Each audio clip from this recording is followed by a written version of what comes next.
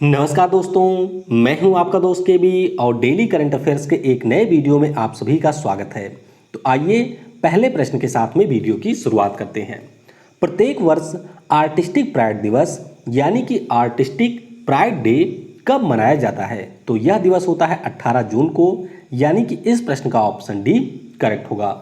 और ऑटिज्म नाम की डिसीज के बारे में मैंने आपको बताया था कि यह एक प्रकार का डिसऑर्डर होता है जिसके कारण लोगों की कम्युनिकेट करने की क्षमता या लोगों से कैसे इंटरेक्ट किया जाता है, इसकी क्षमता समाप्त हो जाती है।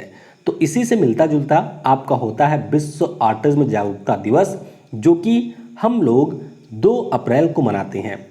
और वहीं पर अगर हम लोग बात करते हैं आर्टिस्टिक प्राइड दिवस की, तो इसकी शुरुआत 2005 में ब्राज़ील देश से हुई थी और बाद में इसको वैश्विक स्तर पर मनाया जाने लगा। तो आपको ध्यान रखना है, आर्टिस्टिक प्राइड दिवस होता है 18 जून को।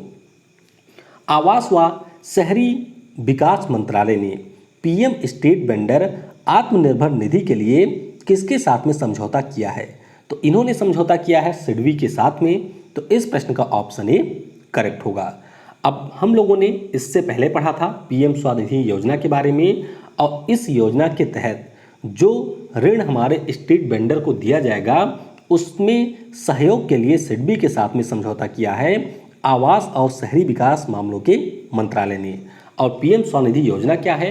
तो इसके अंतर्गत जो हमारे स्ट्रीट वेंडर हैं उनको 10,000 रुपये तक का ऋण दिया जाएगा। तो ये भी आपको ध्यान रखना है। आवास और शहरी विकास मंत्री कौन है? तो ये है हरदीप सिंह पुरी। और अभी आवास और शहरी विकास मंत्रालय के द्वारा एक स्कीम भी शुरू की गई है जिसका नाम है ट्यूलिप, और ये स्कीम इन्होंने मानव संसाधन विकास मंत्रालय के साथ मिल करके शुरू की है। यहाँ पर बात करते हैं सिडबी की, तो इसकी स्थापना अप्रैल 1990 में हुई थी। मुख्यालय है लखनऊ में और इसके अध्यक्ष मोहम्मद मुस्तफ़ा। और आपके लिए एक प्रश्न है, अभी सिडबी के एक नए निदेशक बने हैं, उनका नाम क्या है? वह आपको नीचे कमेंट में लिखना है। सिडबी के बारे में 2 चीज़ें आपको और ध्यान रखनी है। एक तो इन्होंने उत्तर प्रदेश की सरकार के साथ मिलकर के एक स्टार्टअप फंड का गठन किया है, और आरबीआई के द्वारा जो 50,000 करोड़ रुपए की निधि घोषित की गई, उसमें से आपका 25,000 करोड़ दिया गया है नाबार्ड को, 15,000 करोड़ दिया गया है सिडबी को, और 10,000 करोड़ दिया गया है हाउसिंग फाइनेंस को। तो ये भी आपको याद रखना है। और अब वुहान वायरस अपडेट जान लेते हैं। तो हमारे देश भारत में 3,92,000 से ज़्यादा लोग इससे संक्रमित हो चुके हैं, और 12,900 से ज़्यादा लोगों की डेथ इस वायरस के कारण अभी तक अपने देश में हो चुकी है। और अगर आपने अभी तक ऐप को डाउनलोड नहीं किया है तो ऐप को आप प्ले स्टोर से डाउनलोड कर सकते हैं, जहां पर आपको करंट अफेयर पढ़ने को मिलेगा। यहां पर आप क्विज भी दे सकते हैं। इसके अलावा पीडीएफ भी आप यहां से डाउनलोड कर सकते हैं। पीडीएफ आपको केवी गुरुजी टेलीग्राम चैनल पर भी मिल जाएगी, यहाँ से भी आप पीडीएफ को डाउनलोड कर सकते हैं। इसके अलावा मेरे द्वारा पूछे गए प्रश्नों में भी आप पार्टिसिपेट यहाँ पर कर सकते हैं। वीडियो अगर आपको पसंद आता है तो वीडियो को लाइक भी आप कर सकते हैं, और अगर आपका और मन करे तो आप वीडियो को शेयर भी कर सकते हैं। चलिए बढ़ते हैं आगे। ब्रिटिश पेट्रोलियम किस शहर में अपना ग्लोबल बिजनेस सर्विस सेंटर की स्थापना करेगा? तो ये स्थापना की जाएगी पुणे में। तो इस प्रश्न का ऑप्शन बी करेक्ट होगा। तो ब्रिटिश पेट्रोलियम, जो कि ब्रिटिश की एक पेट्रोलियम के क्षेत्र की कंपनी है, इसके द्वारा अपने वैश्विक व्यवसाय में सहायता के लिए इसकी स्थापना की जाएगी। तो संपूर्ण विश्व के लिए यहाँ पर बीपीओ की फैसिलिटी मिलेगी। इसके अलावा एडवांस एनालिटिक्स कैपेबिलिटी जैसी सुविधा भी यहाँ पर आपको मिलेगी। तो सिर्फ ध्यान रखिएगा कि ये पुणे में अपना global business service centre open करेंगे। कोविड-19 के लिए भारत की पहली संक्रामक रोग निदान मोबाइल लैब, जिसका नाम है आई लैब, किसके द्वारा लॉन्च की गई? तो जो हमारे स्वास्थ्य और परिवार कल्याण मामलों के मंत्री हैं डॉक्टर हर्षवर्धन जी, इनके द्वारा इसे लॉन्च किया गया है। तो इस प्रश्न का ऑप्शन सी करेक्ट होगा। अब यहाँ पर इस मोबाइल वैन की बात करते हैं, तो ये आप देख सकते हैं, इसका निर्माण हमारे जैव प्रौद्योगिकी विभाग के द्वारा आंध्र प्रदेश मेडटेक जोन के साथ में मिल करके किया गया है, और डॉक्टर हर्षवर्धन के द्वारा नई दिल्ली में इसे लॉन्च किया गया। तो मुख्य रूप से इस वैन का उपयोग जो हमारे ग्रामीण इलाके हैं या फिर दूर दराज के इलाके हैं, वहाँ पर कोविड-19 की टेस्टिंग के लिए किया जाएगा। अब इस बैन की बात करते हैं तो इसके माध्यम से एक दिन में 50 RT-PCR टेस्ट किए जा सकते हैं और 300 एलिसा टेस्ट भी किए जा सकते हैं। आई लैब का पूरा नाम है इन्फेक्शियस डिसीज डायग्नोसिस लैब, तो नाम भी आपको इसका ध्यान रखना है। किस बैंक द्वारा 399 रुपए के प्रीमियम पर कोविड-19 के लिए एक स्वास्थ्य बीमा पॉलिसी लॉन्च की गई? तो ये लॉन्च किया है कर्नाटक बैंक ने। तो इस प्रश्न का ऑप्शन डी करेक्ट होगा। तो कर्नाटक बैंक के द्वारा मुंबई स्थित Universal Sompo General Insurance Company Limited के साथ में मिलकर के इसकी शुरुआत की गई है। अब यहाँ पर अगर कोई व्यक्ति 399 रुपए का प्रीमियम खरीदता है तो इसकी वैलिडिटी होगी 120 दिनों की। 18 से 65 वर्ष के आयु के व्यक्तियों को यहाँ पर कवर किया जाएगा और उन्हें मैक्सिमम लाभ मिलेगा 3 लाख का। तो ये सारी चीज़ें वैसे बैंकिंग के जो अभ्यर्थी हैं उनके लिए महत्वपूर्ण है। मुख्यालय आपको मिल जाएगा कर्नाटक बैंक का बेंगलुरु में, और इसके जो MD और CEO हैं महाबलेश्वर MS, इनके कार्यकाल को भी अभी विस्तारित किया गया है RBI के द्वारा। किस राज्य की सरकार के द्वारा 18 जून को मास्क दिवस के रूप में मनाया गया? तो ये मनाया है कर्नाटक की सरकार ने। तो इस प्रश्न का ऑप्शन ए करेक्ट होगा। तो कोविड-19 के प्रसार को रोकने के लिए मास्क के उपयोग और सैनिटाइजर, इसके अलावा साबुन से हाथ धोने के प्रति लोगों को जागरूक करने के लिए यह दिवस मनाया गया है। तो कहां पर शुरू हुआ? मास्क दिवस मनाया गया है कर्नाटक राज्य में 18 जून को। और आज के जो वीडियो से आपके लिए प्रश्न है उसके अंतर्गत आपको कर्नाटक से जुड़े हुए करंट अफेयर को लिखना है। तो प्रश्न मैं आपसे यहीं पर पूछ ले रहा हूं, कर्नाटक से जुड़े हुए करंट अफेयर को आपको नीचे कमेंट सेक्शन में लिखना है। जून 2020 में किस फाइनेंस कंपनी द्वारा अफोर्डेबल यानी कि किफ़ायती हाउसिंग लोन स्कीम सरल की शुरुआत की गई? तो इसकी शुरुआत की है ICICI होम फाइनेंस लिमिटेड ने। तो इस प्रश्न का ऑप्शन सी करेक्ट होगा। तो यहाँ पर जिन व्यक्तियों की आय 6 लाख रुपए प्रति वर्ष होगी उनको अधिकतम 35 लाख का ऋण दिया जाएगा ICICI होम फाइनेंस के द्वारा सरल स्कीम के अंतर्गत। ग्रामीण क्षेत्र की उन महिलाओं को भी ऋण दिया जाएगा जिनके पास 3 से 6 लाख रुपए का स्वामित्व है, यानी कि अगर इतना स्वामित्व उनके पास होगा तो उनको ऋण दिया जाएगा। अब जो ऋण यहाँ पर ICICI होम फाइनेंस देगी तो 6.98% उसकी इंटरेस्ट रेट होगी और अधिकतम 20 वर्षों के लिए ये ऋण दिया जाएगा। और इस ऋण के अंतर्गत PM आवास योजना के अंतर्गत सब्सिडी भी दी जाएगी ICICI होम फाइनेंस के द्वारा। ICICI होम फाइनेंस की बात करते हैं तो इसका मुख्यालय मुंबई में है और इसके MD और CEO हैं अनिरुद्ध कमानी। 75वीं संयुक्त राष्ट्र महासभा के अध्यक्ष के रूप में किसे चुना गया है? तो ये काफ़ी ज़्यादा महत्वपूर्ण है। अभी तक नाइजीरिया के तिजानी मोहम्मद बंदे संयुक्त राष्ट्र महासभा के अध्यक्ष थे, लेकिन अब टर्की के वोल्कन बोजकीर इसके नए अध्यक्ष बन गए हैं। तो इस प्रश्न का ऑप्शन भी करेक्ट होगा। और इनका कार्यकाल सितंबर 2020 से शुरुआत हो जाएगा जब संयुक्त राष्ट्र महासभा के 75वें सत्र की शुरुआत होगी। और संयुक्त राष्ट्र महासभा के बारे में मैं आपको पहले भी कई बार बता चुका हूँ। यह संयुक्त राष्ट्र यानी कि यूनाइटेड नेशन के जो 6 महत्वपूर्ण अंग हैं उनमें से एक है आपकी यूनाइटेड नेशन जनरल असेंबली। और अभी हम लोगों ने डिस्कस किया था इसके एक और महत्वपूर्ण अंग के बारे में जो कि है UNSC। तो UNSC का 8वीं बार अस्थायी सदस्य बन गया है कौन सा देश? हमारा देश भारत, अगले 2 वर्षों के लिए। किस शहर में ICU बेड व वेंटिलेटर की जानकारी देने के लिए एयरबेंटी ऐप लॉन्च किया गया? तो ये ऐप लॉन्च किया गया है मुंबई में। तो इस प्रश्न का ऑप्शन सी करेक्ट होगा। तो ग्रेटर मुंबई नगर निगम के द्वारा इसे लॉन्च किया गया है। और अगर हम लोग इस ऐप की बात करते हैं तो इसका निर्माण ऑक्टवेयर टेक्नोलॉजीज लिमिटेड के द्वारा प्रोविटी सॉफ्ट प्राइवेट लिमिटेड के साथ में मिलकर के किया गया है। एयरबेंटी ऐप की बात करते हैं तो जैसा कि मैंने आपको बताया कि इस ऐप के माध्यम से किस हॉस्पिटल में कितने ICU के बेड हैं और कितनी वेंटिलेटर वहां पर उपलब्ध हैं, इसके बारे में जानकारी मिलेगी मुंबई में रहने वाले लोगों के लिए। मुंबई की बात करें तो अभी कुछ समय पहले ही हम लोगों ने ये भी डिस्कस किया था कि चेन्नई के बाद में मुंबई हमारे देश का दूसरा ऐसा शहर बन गया है जहां पर इन्फ्लोज नाम की आपदा चेतावनी प्रणाली को लगाया गया है। तो ये भी आपको याद रखना है। किस राज्य की सरकार द्वारा कोविड केयर होम्स की स्थापना की जाएगी? तो कोविड केयर होम्स की स्थापना की जाएगी उड़ीसा राज्य की सरकार के द्वारा। तो इस प्रश्न का ऑप्शन बी करेक्ट होगा। अब ये कोविड-19 केयर होम है क्या? तो इसकी स्थापना सबसे पहले आप ध्यान रखिएगा कि उड़ीसा राज्य के प्रत्येक ग्राम पंचायत में की जाएगी। और अगर किसी भी ग्रामीण क्षेत्र में किसी भी व्यक्ति को सर्दी, जुखाम या खांसी की शिकायत है तो उन सभी को इस कोविड केयर होम्स में रखा जाएगा। तो ये स्थापित की जाएगी उड़ीसा राज्य की सरकार के द्वारा। किस राज्य में 10,000 बेडों वाली दुनिया की सबसे बड़ी कोविड-19 देखभाल सुविधा केंद्र बनाई जाएगी? तो ये बनाई जाएगी दिल्ली में। तो यहाँ पर ऑप्शन ए करेक्ट होगा। तो दिल्ली की सरकार के द्वारा राधा स्वामी आध्यात्मिक केंद्र में 200 से अधिक हॉल और 10,000 से ज़्यादा बेड क्षमता के सुविधा केंद्र का निर्माण किया जाएगा, क्योंकि दिल्ली में इस समय कोविड-19 के मामले काफ़ी ज़्यादा बढ़ रहे हैं। और अगर हम लोग इस सुविधा केंद्र की बात करें तो जितने बड़े 22 फुटबॉल के मैदान हो सकते हैं उतनी बड़ी ये आपकी सुविधा केंद्र होगी। तो आपको दिल्ली से ये याद रखना है कि यहाँ पर रैपिड एंटीजन टेस्टिंग की भी शुरुआत की गई है और 2 महत्वपूर्ण स्कीम भी शुरू की गई थी दिल्ली सरकार के द्वारा।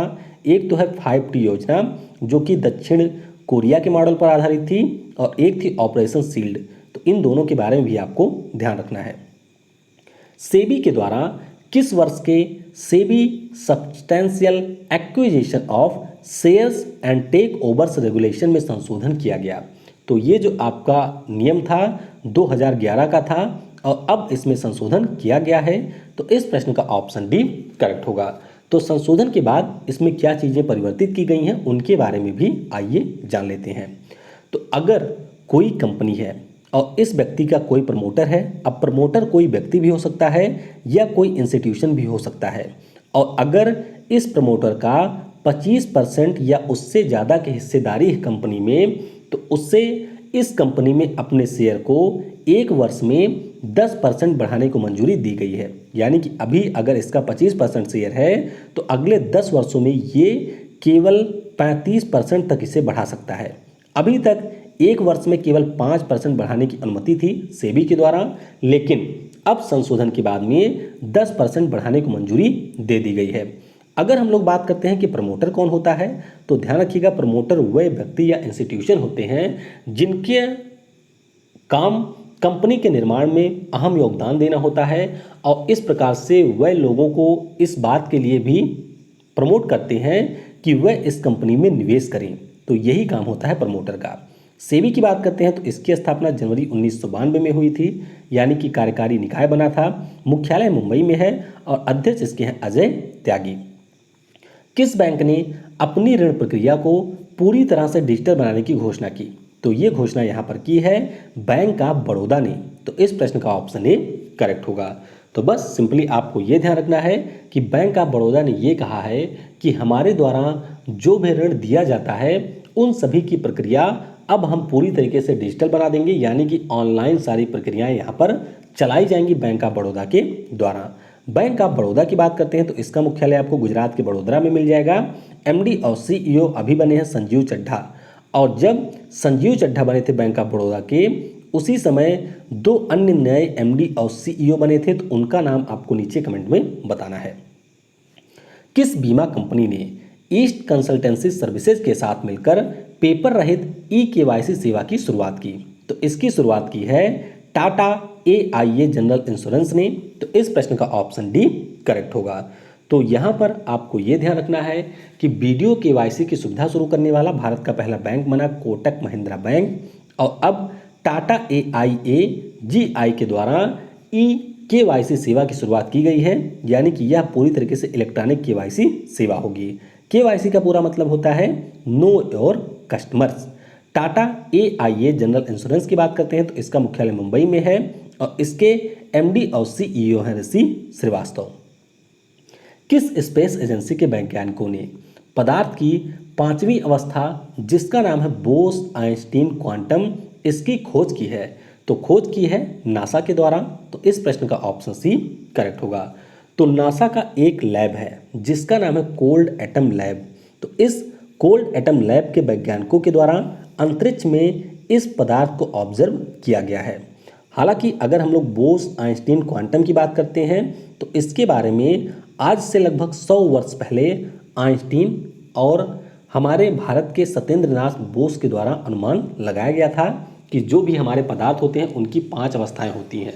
वैसे अगर हम लोग वर्तमान समय की बात करते हैं तो पदार्थ की आपको कुल मिलाकर के 4 अवस्थाएं देखने को मिलती हैं। उनमें से आपका एक होता है ठोस, दूसरा होता है द्रव, तीसरा होता है गैस और चौथा आपका होता है प्लाज्मा, जो कि आपका मिलता है सन में। और प्लाज्मा और कुछ नहीं है, यह भी एक गैसियस फॉर्म ही होता है, लेकिन यह आपका आयोनाइज स्टेट में होता है। वहीं पर अगर हम लोग बोस आइंस्टीन क्वांटम की बात करें तो जब किसी भी परमाणु को 0 डिग्री सेल्सियस पर ठंडा किया जाता है तो उसके बाद में बोस आइंस्टीन क्वांटम की प्राप्ति होती है। तो नासा के द्वारा इसकी खोज की गई है, जिसका मुख्यालय आपको मिल जाएगा वाशिंगटन डीसी में। जिम ब्रिडेनस्टीन इसके अध्यक्ष हैं। तो चलिए, कल मैंने आपसे पूछा था गुजरात से जुड़े हुए करंट अफेयर के बारे में। हालांकि काफ़ी कम लोगों ने इसका उत्तर दिया था, लेकिन फिर भी अच्छा है। चलिए यहाँ से हम रिवाइज कर लेते हैं। तो सबसे पहले आपको याद ये रखना है कि टेसर गन्स का प्रयोग करने वाली भारत की पहली पुलिस बन गई है गुजरात राज्य की पुलिस। सुजलाम सुफलाम जल संचय योजना भी गुजरात सरकार की है और अभी इसके तीसरे चरण को मंजूरी दी गई है। सोलर रूफ टॉप इंस्टॉलेशन में एक रिपोर्ट आई और इस रिपोर्ट में गुजरात रहा है टॉप स्थान पर। और अभी हमारा जो फूड सेफ्टी के ऊपर रिपोर्ट आई थी उसमें भी गुजरात रहा था शीर्ष स्थान पर। पलबी, जो कि नीदरलैंड की एक उड़ने वाली कार बनाने की कंपनी है, इसके द्वारा अगले वर्ष से गुजरात में उड़ने वाली कारों का निर्माण किया जाएगा। CMS, इसका COP13 गांधीनगर में आयोजित किया गया। तो ये काफ़ी ज़्यादा महत्वपूर्ण प्रश्न है। गांधीनगर में जो हमारे गृह मंत्री हैं अमित शाह जी, उनके द्वारा प्रोजेक्ट विश्वास और साइबर आश्वस्त प्रोजेक्ट को भी लॉन्च किया गया। माधवपुर मेला ये भी आयोजित किया जाता है गुजरात राज्य में। KVIC यानी कि जो हमारा खादी और ग्रामोद्योग आयोग है, इसके द्वारा गुजरात राज्य में भारत का पहला रेशम प्रसंस्करण यूनिट स्थापित की गई। तीसरा, वैश्विक आलू सम्मेलन, इसका आयोजन किया गया गांधीनगर में। ध्यान रखिएगा, गांधीनगर में इसका आयोजन किया गया। अहमदाबाद में जो CM विजय रूपानी हैं, उनके द्वारा सरदार वल्लभ भाई पटेल की 50 फीट की ऊंची प्रतिमा का अनावरण किया गया।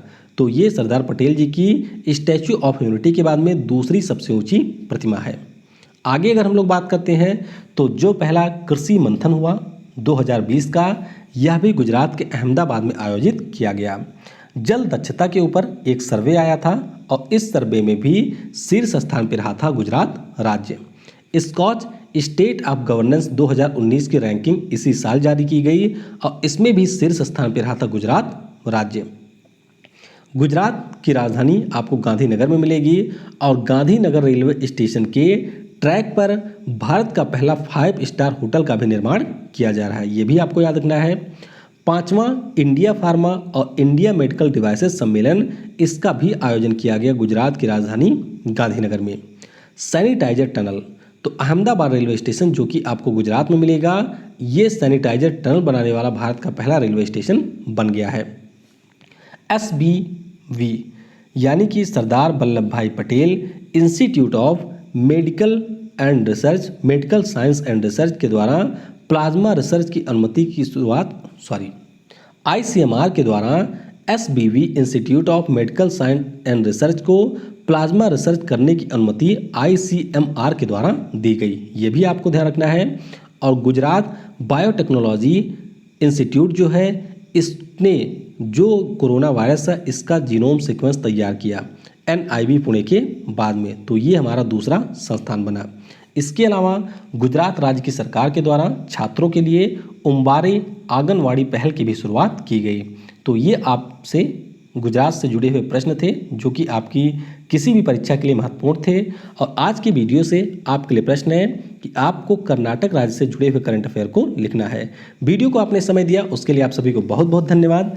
Thanks for watching. जय हिंद, जय भारत। और सबसे ज़रूरी, पढ़ेगा भारत तो बढ़ेगा भारत।